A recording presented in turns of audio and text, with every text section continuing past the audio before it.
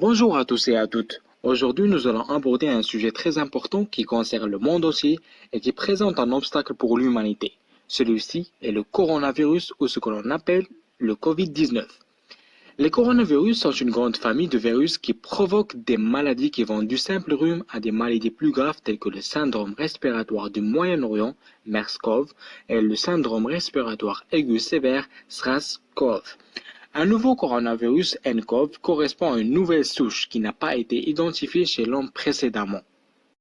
Les coronavirus sont de type zoonotique, c'est-à-dire qu'ils sont transmis de l'animal à l'homme. Des investigations détaillées ont révélé que le SRAS-CoV et le MERS-CoV étaient transmis à l'homme par des chats civettes et les dromadaires respectivement. Plusieurs coronavirus connus circulent chez des animaux qui n'ont pas encore infecté l'homme. Les signes courants de l'infection sont les symptômes respiratoires, la fièvre, la toux, l'essoufflement et les difficultés respiratoires. Dans les cas les plus graves, l'infection peut provoquer une pneumonie, un syndrome respiratoire aigu sévère, une insuffisance rénale et même la mort. La question qui se pose maintenant, comment le Covid-19 attaque-t-il le corps humain? La première chose qu'on doit savoir est que le Covid-19 attaque directement les poumons, qui représentent un organe très important pour l'humain, puisqu'ils sont responsables de la respiration de chaque homme et donc vivre. Comme le fait remarquer le professeur Kessin Jenkins, responsable de la Fondation australienne des maladies pulmonaires et expert en pneumologie, la particularité des pneumopathies virales est leur propension à atteindre tout le poumon, alors que les pneumopathies bactériennes sont souvent localisées à un lobe pulmonaire. Le Covid-19 atteint très rapidement ensemble des deux poumons. Une équipe chinoise décrit en février 2020 l'évolution de la pneumopathie chez les patients peu sévères en la divisant en 4 stades selon l'aspect au scanner. Le premier stade, dit précoce, jusqu'aux 4 premiers jours. Les opacités en verre dépoli sont la principale anomalie pulmonaire, sont sous-pleurales et touchent les lobes inférieurs des poumons. Le deuxième stade, dit progressif, 5 à 8 jours. Les opacités en verre dépoli deviennent bilatérales et multilobaires. Des plages de condensation et de crazy paving apparaissent. Le troisième stade, dit du pic, 10 à 13 jours. Les anomalies s'intensifient, notamment la condensation alvéolaire. Le quatrième stade, dit de résorption. Après 14 jours, régression des anomalies, résorption de la condensation, disparition complète du crazy paving et persistance de verre dépoli. On se focalise maintenant sur la relation entre les lymphocytes et le Covid-19. Une étude semble montrer que le taux de lymphocytes est un moyen efficace et un indicateur fiable pour la classification et le pronostic de la maladie. Durant le passage d'une forme bénigne vers une forme grave, le taux de lymphocytes sanguins diminue et reste bas. Au moment où l'état de maladie s'améliore, le taux de lymphocytes sanguins remonte vers des taux normaux. Les patients ayant moins de 5% de lymphocytes par rapport aux normes avaient souvent un mauvais pronostic. Une autre étude confirme l'existence d'une corrélation élevée entre le taux de lymphocytes sanguins et la progression de la maladie. Pour les auteurs de cette étude, le lymphocyte est la cellule clé de la pathologie du SARS-CoV-2. Passons maintenant aux choses très importantes, puisqu'on se focalisera maintenant sur les médicaments et les substances qui peuvent sauver l'humanité et faire disparaître ce virus. On trouve premièrement la chloroquine, puis deuxièmement l'hydroxychloroquine. Alors la question qui se pose, qu'est-ce que la chloroquine et qu'est-ce que l'hydroxychloroquine?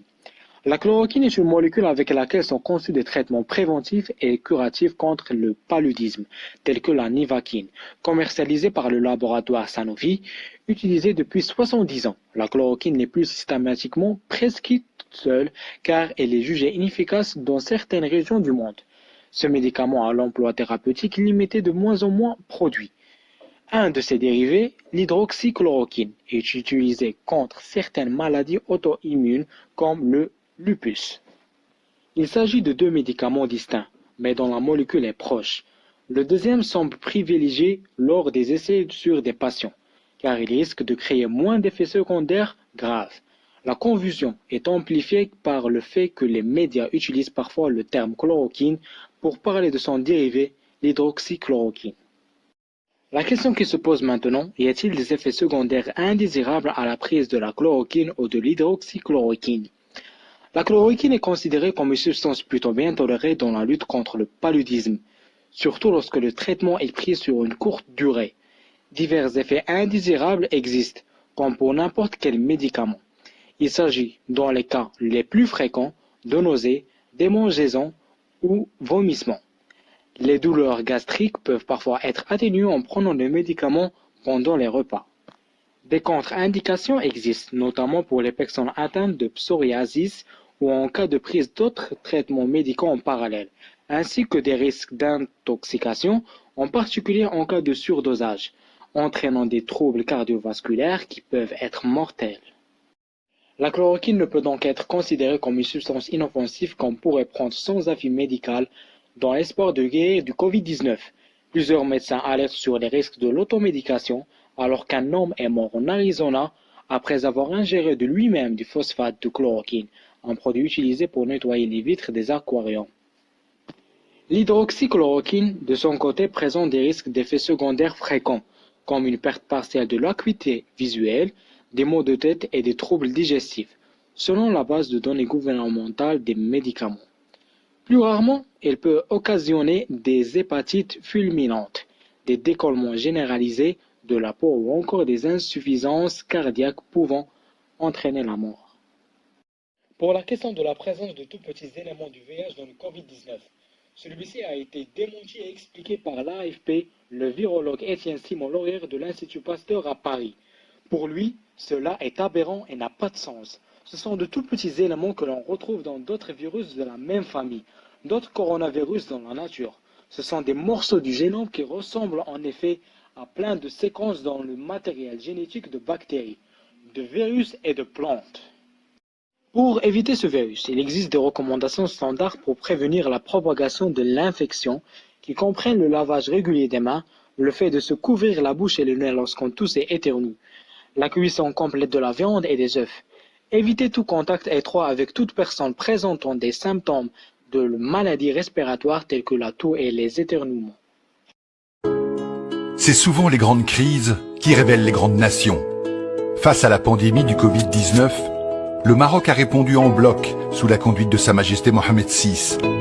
Une réponse forte, disciplinée et responsable. Face à la crise, la vision royale a permis de déclencher et de coordonner toutes les actions en un temps record. Une vision humaine, proactive et citoyenne qui fait de la gestion du Covid au Maroc un cas d'école international.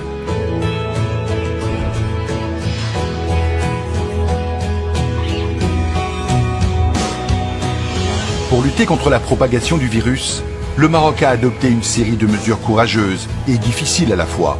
Fermeture des écoles, de l'espace aérien et maritime, des lieux de rassemblement et des mosquées. Confinement général avec limitation des déplacements et port obligatoire des masques. Pour réussir ce confinement, le pays n'a encore une fois ménagé aucun effort. Exemple parmi d'autres, des dizaines d'unités industrielles ont pu adapter leur outil de production pour fabriquer des blouses, des bavettes et jusqu'à 5 millions de masques de protection par jour. Malgré la crise sans précédent, les secteurs stratégiques sont préservés. Même fermée, l'école est assurée pour tous. Même chez eux, les Marocains travaillent. Même confinés, les ménages ne manquent de rien. Même au ralenti, l'économie tourne. Un élan de solidarité et d'engagement sans précédent a permis de lever 23 milliards de dirhams pour lutter contre les effets du coronavirus. Des fonds pour équiper les hôpitaux, pour aider les plus démunis, pour protéger et pour innover, à l'image de la production du premier respirateur artificiel 100% marocain. Sur le terrain, la mobilisation se poursuit, plus forte que jamais. Le Maroc, son leadership et son engagement africain sont cités en exemple partout dans le monde.